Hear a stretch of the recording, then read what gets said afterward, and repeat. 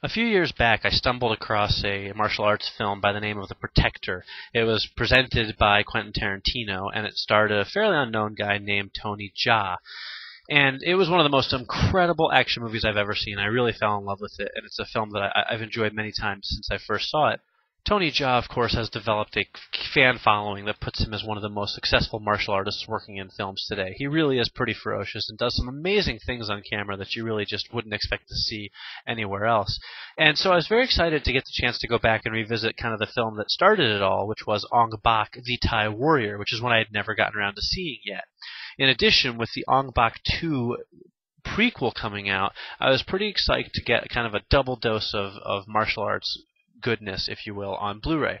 Now, Ong Bak, the Thai Warrior, comes to us courtesy of 20th Century Fox, whereas Ong Bak 2 is from Magnet Releasing.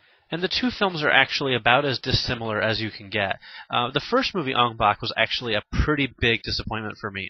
I know this is a pretty popular film, but for the life of me, I can't figure out why. It's a lot older than I expected it to be, and it looks it, but the film is actually just really boring. There's a few really cool martial arts sequences throughout the movie, but they are few and far between. And for the most part, it's a bunch of people speaking in another language, talking about stuff that you just generally have a hard time caring about. I wish I could have gotten into the film more than I did, but I didn't.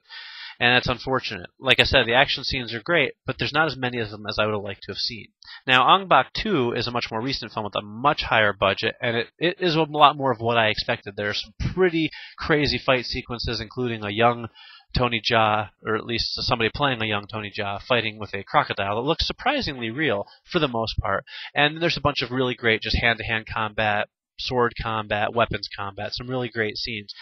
It kind of has the same downfall as the first film, though. When there isn't an action scene going on, the film is kind of boring. Neither of these movies really blew me away as much as I wanted to like them. I wish I could say I liked both of them more than I did. In terms of the Blu-ray, the quality of the transfers is actually about as different as you can get also. The first movie from Fox looks kind of terrible, actually. It looks like a poor DVD copy. I don't think there's any kind of restoration work done for it, obviously. And it shows. It's a low-budget foreign film, and it looks like it. There's just nothing about the transfer that stands out. The imagery is soft. The colors are muted. There's nothing about it that really looks like what you would expect to see from a high-definition transfer. Ong Bak 2, on the other hand, is fantastic looking. There's really strong contrast. It's got a dark color palette that is really striking. The high-impact visuals really hold up to scrutiny because the high-definition picture is super, super crisp. So it's a great transfer that I think people will enjoy seeing.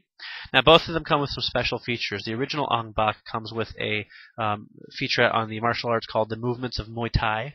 There's also a rap music video with Tony Jaa. That's always interesting. And there's a live Tony Jaa performance as well. Ong Bak 2, on the other hand, is a little more packed with features. It comes with an alternate cut of the film. There's a making-of featurette called The Story and Character of an Epic.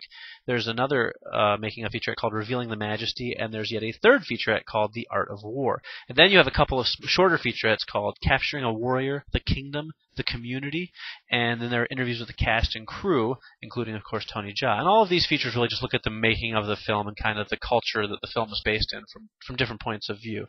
Finally, you have a HD Net special feature, a look at Ong Bak 2, and then exclusive footage from Ong Bak 3, which is obviously going to be coming out fairly soon. On top of all that, you get 2 trailers for the movie, so really Ong Bak 2 does deliver the goods when it comes to special features. Now, I know there's a lot of Tony Jaa fans out there. I know there's a lot of fans of the original Ong Bak film, and if you like the original film, I think you will love the sequel. But overall, I have to say neither film really got me as excited as I was hoping for. Probably I'll just go back and watch The Protector again.